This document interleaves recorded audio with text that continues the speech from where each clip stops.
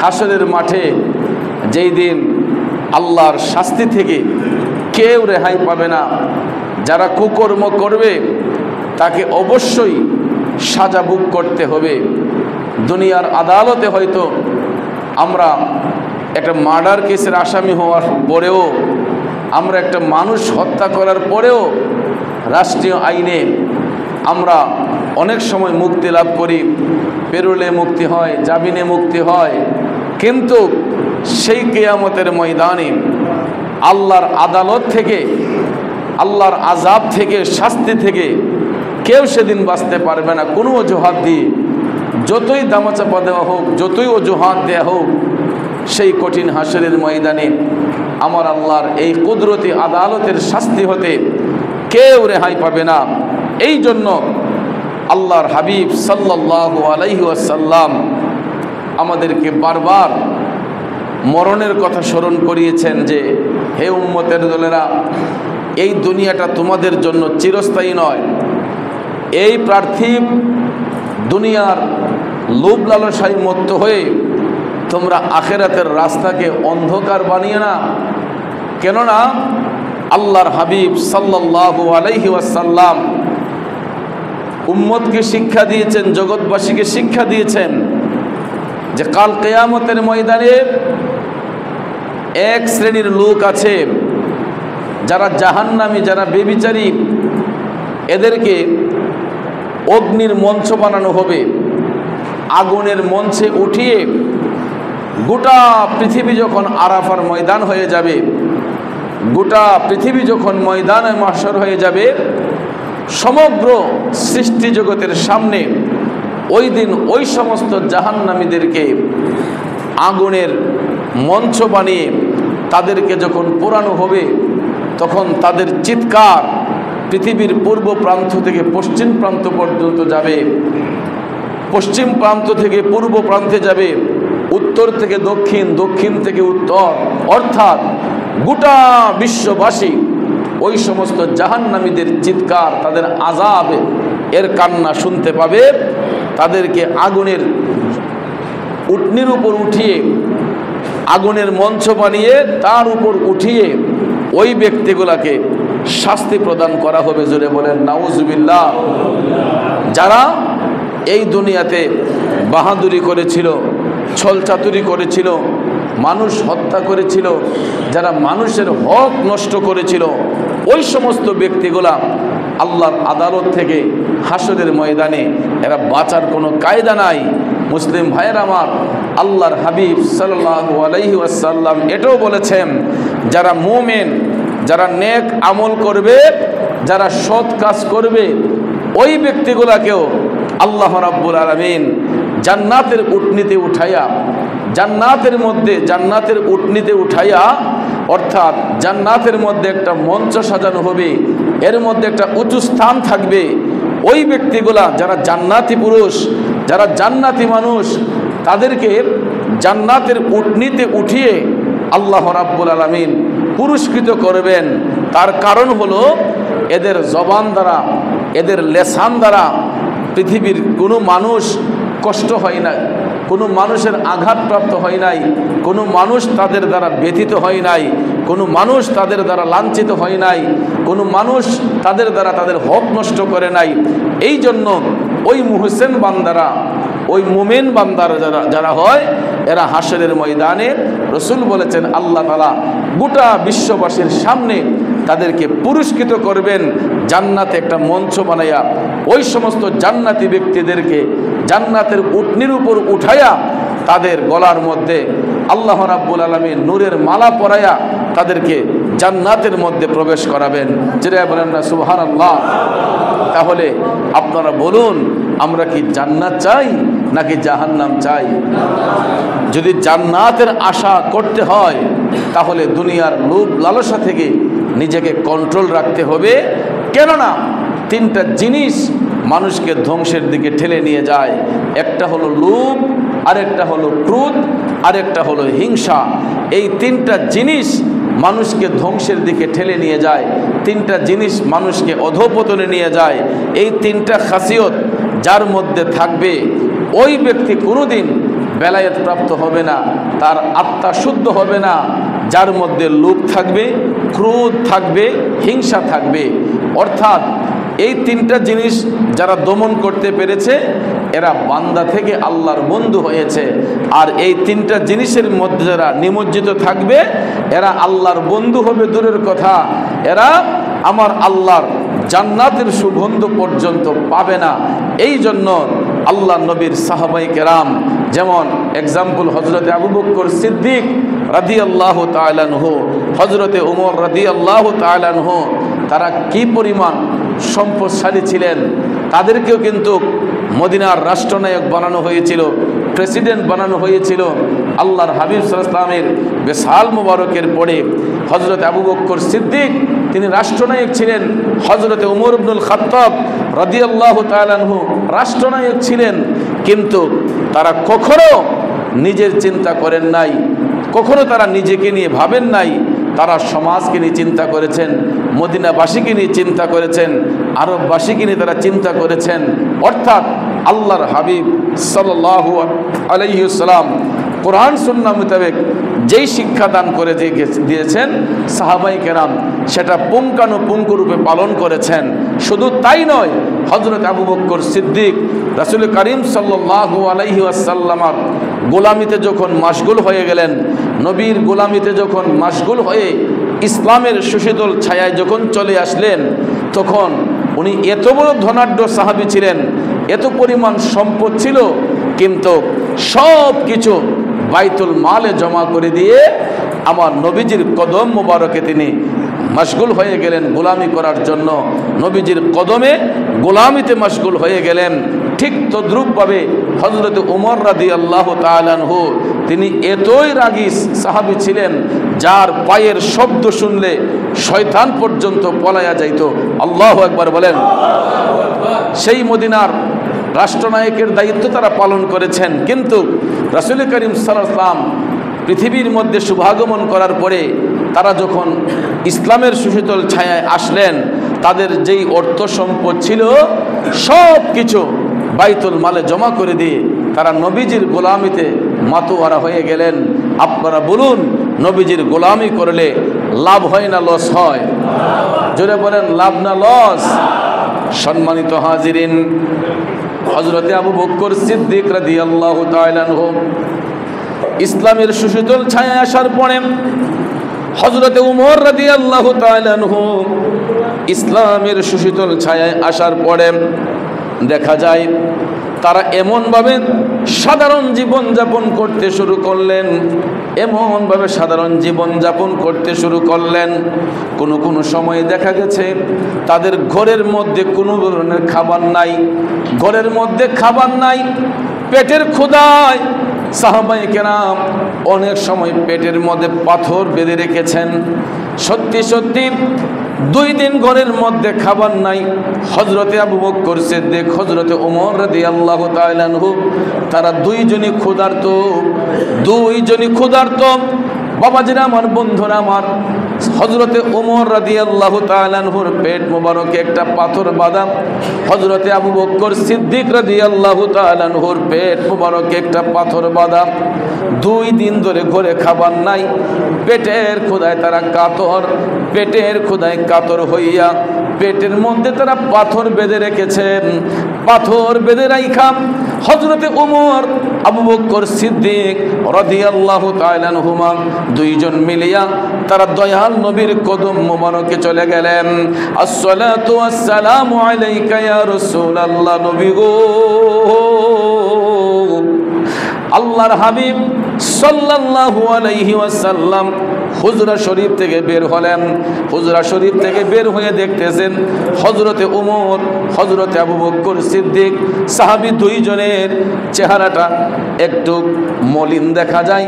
ভাইয়েরা আমার, বন্ধুরা আমার, পেটের মধ্যে ক্ষুধা থাকলে দেখবেন মানুষের চেহারাটাই কেমন হয়ে যায়। আল্লাহর হাবিব তো উম্মতের মনের খবর জানেন। দয়াল নবী ডাক দিলেন, হে আবু বকর, ওমর, কি ব্যাপার? তখন সাহাবায়ে কেরাম তারা দুইজন ডাক দিয়ে বলতেছেন, ইয়া রাসূলুল্লাহ, নবী গো, ও গো মায়ার নবীজি, আজকে 2 দিন ধরে ঘরের মধ্যে কোনো খাবার নাই।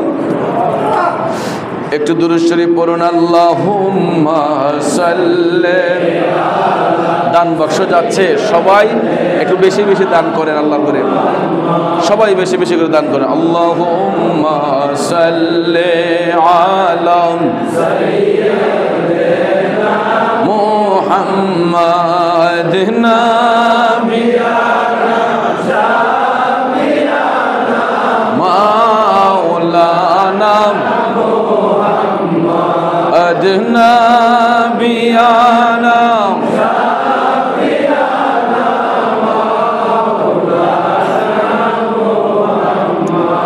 সম্মানিত হাজিরিন, হযরত আবু বকর সিদ্দিক রাদিয়াল্লাহু তাআলা আনহু, হযরত ওমর রাদিয়াল্লাহু তাআলা আনহু ডাক দিয়ে বললেন, নবী গো, আজকে 2 দিন ধরে ঘরের মধ্যে কোনো খাবার নাই, পেটের মধ্যে প্রচন্ড ক্ষুধা লেগেছে। ইয়া রাসূলুল্লাহ, এই যে দেখেন পেটের ক্ষুধায় আমরা পেটে পাথর বেঁধে রেখেছি।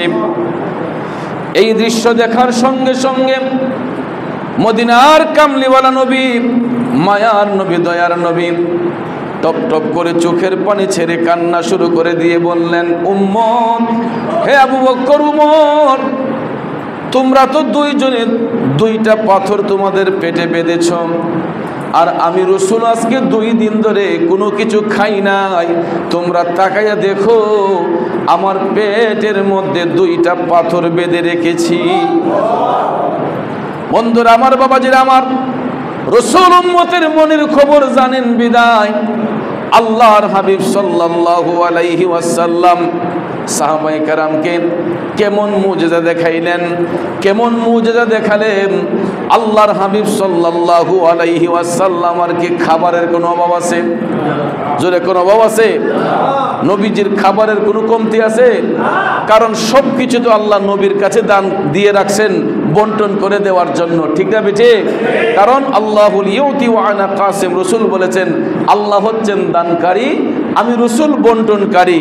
তো বন্টনের দায়িত্ব যেহেতু নবীর কাছে আল্লাহ পাক দিয়ে রেখেছেন, আপনারা বলেন রাসূলের কাছে কোনো জিনিসের কমতি আছে? কিন্তু ভাইয়ার আমার, উম্মতদেরকে শিক্ষা দেওয়ার জন্য, রাসূলের মুজিজা মুবারক প্রকাশ করার জন্য আল্লাহর হাবিব বলেন, উমর, আবু বকর, আমার পেটে 2টা পাথর বেঁধে রেখেছে।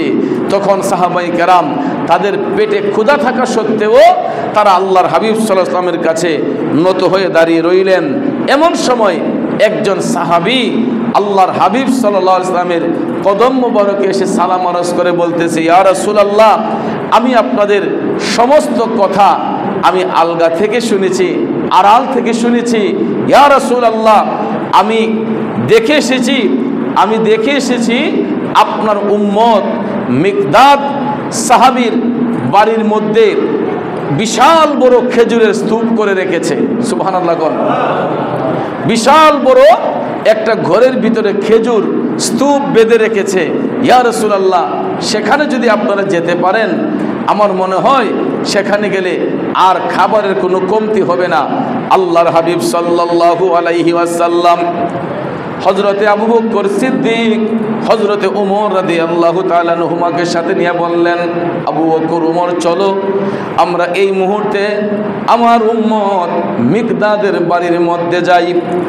এই বলিয়া রাসূল তারা 2 জনকে সাথে নিয়ে হাইটা হাইটা মদিনার কামলিওয়ালা নবী চলে গেলেন মিকদাদ সাহাবীর বাড়ির মধ্যে। সাহাবী মিকদাদ রাদিয়াল্লাহু তাআলা আনহু আল্লাহর হাবিব সাল্লাল্লাহু আলাইহি ওয়াসাল্লামের চেহারা মুবারক দেখে তিনি স্ট্রেঞ্জ হয়ে গেলেন।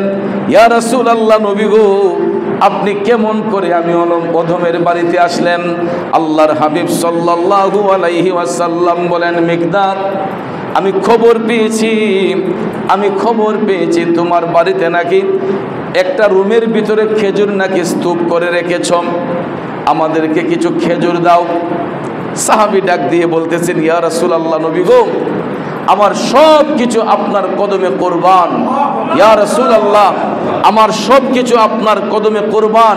কিন্তু নবী গো, যেই খেজুরের স্তূপ ছিল, যেই খেজুরের স্তূপ আমি রুমের ভিতরে রেখেছিলাম, ইয়া রাসূলুল্লাহ, আপনি আসার কিছুক্ষণ আগে আমি সমস্ত খেজুর গরিব মিসকিনের মধ্যে বন্টন করে দিয়েছি। আরো জোরে কর না সুবহানাল্লাহ। আল্লাহর হাবিব সাল্লাল্লাহু আলাইহি ওয়াসাল্লাম যখন জানতে পারলেন সমস্ত ইয়েতিম মিসকিনের মধ্যে মিকদাদ সাহাবী সমস্ত খেজুর বন্টন করে দিয়েছেন, দয়াল নবী খুশি না বেজার? জোরে কোন খুশি না বেজার? কারণ ভাইয়ের আমার, বন্ধুরা আমার, মদিনার কামলিওয়ালা নবী অন্তর মুবারক থেকে খুশি হয়েছেন। খুশি হয়ে আমার মদিনার কামলিওয়ালা নবী মিকদাদ সাহাবীকে ডাক দিয়ে বললেন, মিকদাদ, আচ্ছা বলো তো, তোমার বাড়ির আশেপাশে কোনো খেজুরের গাছ আসেনি? তোমার বাড়ির আশেপাশে কোনো খেজুরের গাছ আছে? মিকদাদ সাহাবী বলতেছেন, ইয়া রাসূলুল্লাহ, আমার বাড়ির আশেপাশে কোনো তরতাজা খেজুর গাছ নাই, তবে একটা খেজুর গাছ আছে ইয়া রাসূলুল্লাহ। এই খেজুর গাছটা মরা, এটার মধ্যে কোনো ফল আসে না, গাছের পাতাগুলো সব শুকিয়ে গেছে, গাছটাও শুকিয়ে গেছে। এই মরা খেজুর গাছটা ছাড়া আর কিছু নাই ইয়া রাসূলুল্লাহ, কোনো তরতাজা খেজুর গাছ আমার বাড়ির আশেপাশে নেই। তখন আল্লাহর হাবিব সাল্লাল্লাহু আলাইহি ওয়াসাল্লাম হযরত মিকদাদ সাহাবীকে একটা চাদর মুবারক দিলেন। আমার নবী একটা চাদর মুবারক দিয়ে বললেন, মিকদাদ, এই চাদরখানা মরা খেজুর গাছের নিচে বিছাইয়া দাও। এই চাদরখানা মরা খেজুর গাছের নিচে বিছিয়ে ওই গাছটাকে শুধু জানাইয়া দিবা যে আল্লাহর হাবিব সাল্লাল্লাহু আলাইহি ওয়াসাল্লাম তোমার কাছ থেকে খাবার চাইতেছে। মরা গাছে কখনো ফল আসে?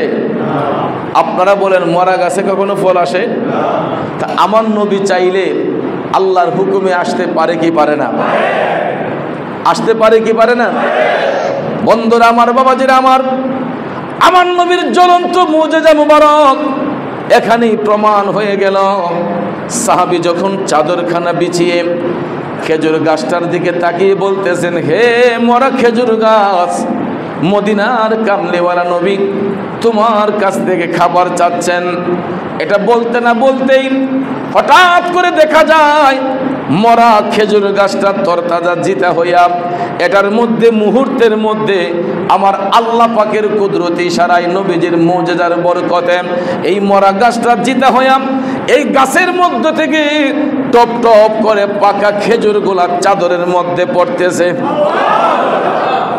সম্মানিত হাজিরিন, চাদরের মধ্যে টপ টপ করে খেজুরগুলা যখন পড়তেছে, পড়তে পড়তে পড়তে চাদরটা একেবারে ভরপুর হয়ে গেছে। মিকদাদ সাহাবী ভাবলেন, চাদর যেহেতু ভরে গেছে আর তো এটা নিচে রেখে লাভ নেই। তখন তিনি চাদরের চারটা পাশ একত্রিত করে খেজুর স্তূপ বেঁধে দয়াল নবীর কদম মুবারকে হাজির করলেন। ইয়া রাসূলুল্লাহ, নবী গো, এটা কি দেখলাম? নবী গো, যেই গাছ থেকে কোনোদিন ফলের আশা করিনি, কোনোদিন কোনো কিছুর আশা করিনি, ইয়া রাসূলুল্লাহ, আপনার কথা গাছটার কাছে বলার সঙ্গে সঙ্গে এই মরা খেজুর গাছ তরতাজা জিতা হইয়া এর মধ্য থেকে ফল আসতে শুরু করলো। আমার রাসূল ডাক দিয়ে বললেন, মিকদাদ, তুমি যদি চাদরটা না আটাইতা, চাদরটা যদি জমাইতা তাইলে কিয়ামত পর্যন্ত ওই গাছ থেকে খেজুর পড়তেই থাকতো। তুমি যদি চাদর না আটাইতা, এটা না যদি জমিয়ে ফেলতা, তাহলে কিয়ামত পর্যন্ত এই গাছ থেকে খেজুর পড়তেই থাকতো। চিল্লায় এখন সুবহানাল্লাহ। কিন্তু ভাইয়ার আমার, এখানে রসুলের একটা মুজিজা প্রকাশ হলো, সাথে সাথে আরেকটা মুজিজা হলো, নবীজি যেই খেজুরগুলা এখান থেকে ভক্ষণ করলেন, এই খেজুরের বিচিগুলা যেখানে ফেলছেন সেখানে একটা খেজুরের গাছ হয়ে গেছে, যেখানে ফেলছেন সেখানেই একটা গাছ হয়ে গেছে। এরকম ভাবে মদিনা শরীফের মধ্যে, মক্কা শরীফের মধ্যে, আরব দেশের যতটা স্টেট আছে, আপনারা এখনো যদি যান দেখবেন মরু এলাকার মধ্যে কোনো গাছপালা দেখা যায় না, কিন্তু খেজুরের গাছগুলা ঠিকই দেখা যায়। আমাদের দেশে যেরকম ভাবে বিভিন্ন বাগান চাষাবাদ করি, আরব দেশে শুধু একটা বাগানের চাষাবাদ সবচাইতে বেশি হয়, এটা হলো খেজুরের গাছ। আমাদের দেশে যেরকম সবচেয়ে বেশি ফসল হয় ধানের ফসল, আমাদের বাংলাদেশে মৌসুমি ফসল হিসেবে আমরা সোনালী ফসল হিসেবে ধানের চাষ যেরকম ব্যাপক হারে করি, আরব দেশে এরকম ধানের চাষ করা হয় না। এখন পর্যন্ত ওরা খেজুরের চাষটাই বেশি করে। আর পৃথিবীতে সব ফলের পচন আছে, সব ফলের মধ্যে দুর্গন্ধ আছে, কিন্তু পৃথিবীতে একটাই ফল আছে যেটা পচলেও কোনো দুর্গন্ধ আসে না এবং এটা পচবেও না। এই একটা ফল, এই ফলটার নাম হলো খেজুর। খেজুর ফলের মধ্যে কোনোদিন দুর্গন্ধ আসে না। আপনি দেখবেন এটা যদি আপনার গাছ থেকে পড়ার পরে 4 দিন 5 দিন 10 দিন 20 দিনও পরে থাকে, দেখবেন এই ফলের মধ্যে কোনো দুর্গন্ধ আসে না। একটাই ফল যেটা কোনোদিন নষ্ট হয় না, এটা হলো খেজুর। এটা হলো কি? খেজুর ফল। এটা আল্লাহর হাবিব সাল্লাল্লাহু আলাইহি ওয়াসাল্লামের মুজিজার একটা অন্যতম নিদর্শন আরব দেশের সেই খেজুর ফলগুলা। এই জন্য কবি বলেছেন, আরবের ওই মরুভূমির সুস্বাদু এক ফল খেজুর, সে ফলেরই গাছ লাগাতেন আমাদের আকা হুজুর। সে খেজুর খেয়ে ক্ষুধার্তের ক্ষুধা হয় দূর, প্রিয় মদিনা বহু দূর, জানা সবারই জরুর। ঠিক কিনা বলেন? সম্মানিত হাজিরিন, পৃথিবীর মধ্যে যত ফল ফলাতে থাকুক না কেন, খেজুর ফলের মধ্যে চাইতে দামি ফল আর কোনো ফল হতে পারে। এটা সবচেয়ে বড় বরকত হলো আমার রসুল এটা পছন্দ করতেন। আমরা যেরকম পেটে ক্ষুধা লাগলে ভাত না খাওয়া পর্যন্ত পেটের ক্ষুধা নিবারণ হয় না, আরববাসীরা এরা যতই খাবার খাক না কেন, তাদের খাবারের মধ্যে খেজুর যদি না থাকে তাদের খাবারের তৃপ্তি হয় না। আর এটা যেরকম আমাদের বাংলাদেশে যে আলু, এটা যদি সারা 12 মাস আমরা খাই কারো বেতৃষ্ণা লাগে না, ঠিক তদ্রূপভাবে আরব দেশে সারা 12 মাস যদি এরা খেজুর খায় তাদের কোনো বেতৃষ্ণা আসে না। যেরকমটা আমরা আমাদের দেশে ভাত না খাইলে যেরকম আমাদের পেটের ক্ষুধা নিবারণ হয় না, ঠিক তারাও খেজুর না খেলে তাদের ক্ষুধা নিবারণ হয় না। কিন্তু ভাইয়ের আমার, এখন এমন একটা অবস্থা আমি দেখেছি, সারা পৃথিবীতে মানুষ খেজুরের প্রতি এখন আসক্ত হয়েছে। কেন? বিজ্ঞানীরা গবেষণা করে দেখেছে অন্যান্য ফলের মধ্যে যেরকম পুষ্টি, তার চাইতে 3 গুণ বেশি পুষ্টি খেজুর ফলের মধ্যে। কথা কোন ঠিক না ঠিক? এবং এখনও দেখবেন বাজারের মধ্যে সব ফলের চাইতে খেজুরের দামটা এখনও, ভালো খেজুরের দাম অনেক বেশি। বেশি হলো এটা মানুষ দাম দিয়ে কিনে, এটা স্বাস্থ্যসম্মত খাবার, স্বাস্থ্যসম্মত খাবার। কিন্তু এই স্বাস্থ্যসম্মত খাবারটা কার কারণে হলো এটা কেউ বুঝতে পারে নাই। এটা আমার নবীর কারণে হয়েছে, দয়াল নবীর কারণে হয়েছে। এই জন্য সাহাবায়ে কেরাম সব সময় তারা দয়াল নবীর কদম মোবারকে সেবার মধ্যে নিয়োজিত থাকতেন, নবীজির গোলামিতে মাশগুল থাকতেন। তাদের মধ্যে লোভ লালসা ছিল না, তাদের মধ্যে অর্থ করে পাহাড় গড়ার মালিকের ব্যবস্থা তারা এরকম চিন্তা কখনো করে নাই যে আমি এত টাকার মালিক হব, এত বিলিয়ন টাকার মালিক হব, এতটা বাড়ির মালিক হব। সাহাবায়ে কেরাম এরকম টেনশন চিন্তা কখনো করেন নাই। তারা কালেমা পড়ে মুসলমান হওয়ার সাথে সাথে সব কিছু নবীজির কদম মোবারকে কোরবান করে দিয়েছেন। নবীজির কদম মুবারকে কোরবান করে দিয়ে তারা আল্লাহ রাসূলের গোলামির মাধ্যমে ইহকাল এবং পরকালের চিন্তা তাল্লাশ তারা ব্যস্ত ছিলেন, এই চিন্তা তাল্লাশে ব্যস্ত ছিলেন। কিন্তু আমরাও যদি এরকম চিন্তা ভাবনা করি যে দুনিয়াটা তো আমার আপনার জন্য চিরস্থায়ী নয়, বেশি দিনের নয়, আজকে মরে গেলে কালকে 2 দিন হবে। এই জন্য ভাইয়ের আমার এখনও সময় আছে। এই লোভ লালসা ত্যাগ তিতিক্ষা বাদ দিয়ে আমরা আল্লাহর ভয় অন্তরে রেখে আমরা পরকালের চিন্তাটা করতে হবে। আর পরকালের চিন্তা যদি করতে হয়, আমাদের মনটাকে যদি নরম করতে হয়, বেশি বেশি করে আমাদেরকে নামাজ পড়তে হবে। কারণ আহকামে শরীয়তের মধ্যে সর্বোৎকৃষ্ট ইবাদত এটা হলো নামাজ।